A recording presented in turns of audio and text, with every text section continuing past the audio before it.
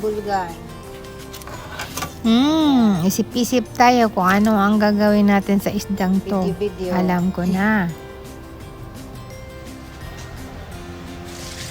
At meron din tayo nito.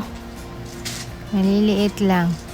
Magdadaing tayo at mag-ihaw sa labas ng bahay. Kasabay sa paggawa ng ating atsara bukas ay ngayon aasinan muna natin. Tapos bukas, magluluto ako ng atsara. Ayan, mag-ihaw pala ako. Itabi ko na lang. Ilagay ko muna sa ref. Linisin ko muna lahat ngayon. Ayan, may daing tayo guys. Feeling Pilipinas lang ako kasi dati ganito ginagawa namin guys. Yun namang flying fish kasi madami noon sa amin. Ginagawa naming daing tapos negosyo ng tita ko. Pinabiyahe sa Cebu yan kasi ang dami-dami. Lahat kami magdadaing. Daing ang aming trabaho sa Pilipinas at dyan kami nakapag-aral, kumakain, araw-araw kasi tabi kami ng dagat. Hanggang ngayon, ganun pa rin naman ang buhay namin. Mangingisda pa rin ang family namin sa amin. Yun nga lang, minsan mulang isda. Pag meron namang isda, dollar ang presyo. Pero ngayon, pag maraming isda namang kuha, ayun, magmumura yung isda. Kaya pag mura, dinadaing na namin, bumibili at ano yung tita ko noon, tapos dinadaing. Sa ngayon, ewan ko lang kung may gumagawa pa ng daing. Pero pag hindi na talaga nababiyahe sa Cebu, lahat yun dinadaing na. Naalala ko kaya feeling ko magdadaing pa rin hanggang dito sa Japan. O diba?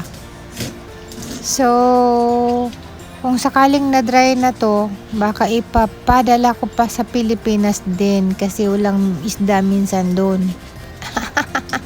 Kaloka. Nagdaing sa Japan, ipadala sa Pilipinas. Agoy-agoy.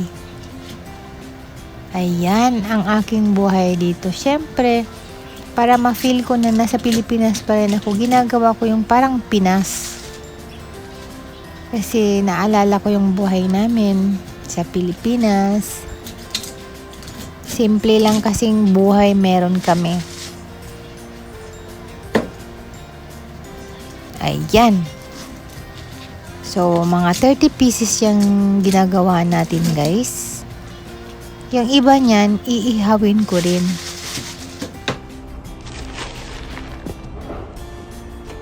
Ayan, dito tayo magsisigo.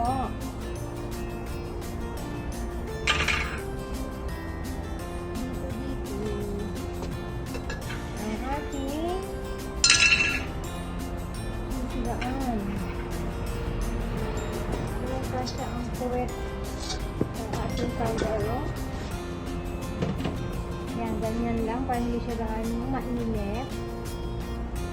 O, diba? Ayan. Hindi tayo magluluto ng ating ng atsara. Syrup ng ating atsara. Trip kong magsiga sa labas. O, diba? Dito muna natin ito.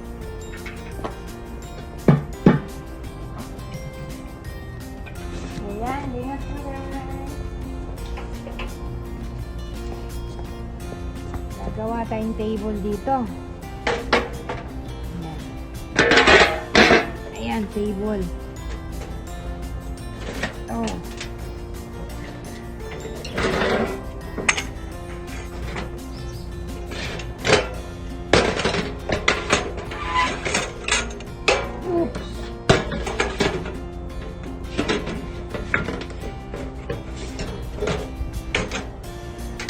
Ayan.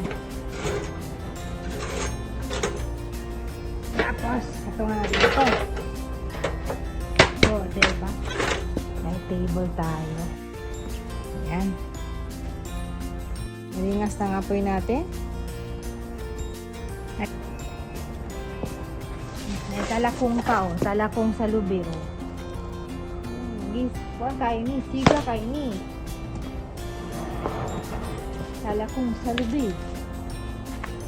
Oh my God.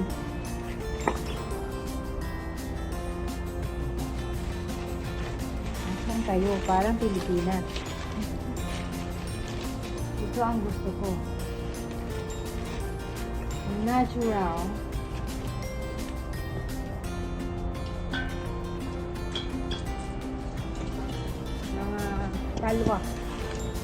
Mga palwa, oh.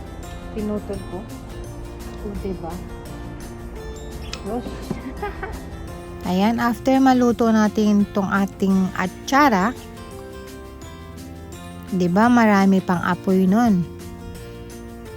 So, doon naman tayo mag-iihaw ng isda. O, diba?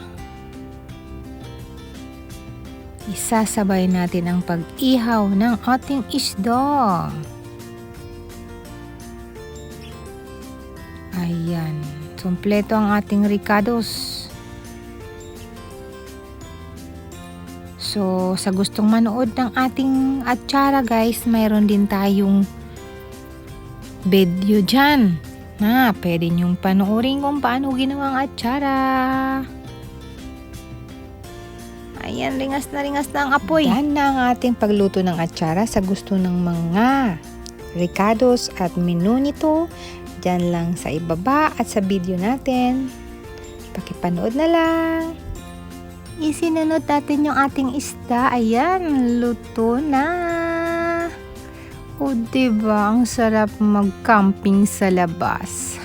Ihaw-ihaw ng isda. Ayan, yan yung bulgan. Yung iba niyan, ginawa ko ring daing. Kasi bali 10 piraso yan guys. So yung iba ginawang daing. Yung kalahati. Diba? Ang sarap niya. Kain tayo. Ang second batch. Ayan. Maliliit na isda. Ang bango.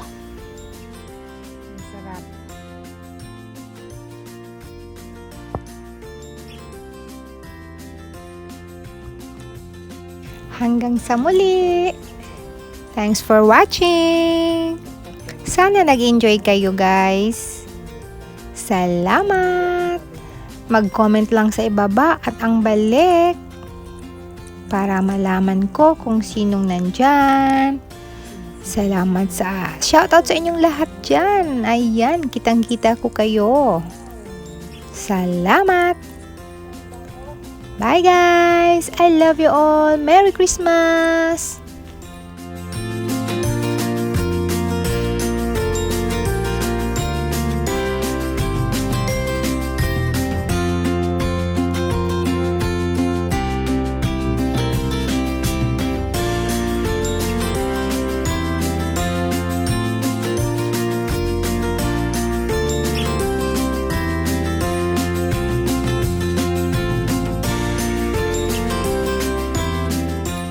Special thanks for Boss Vlogger, Boss Board.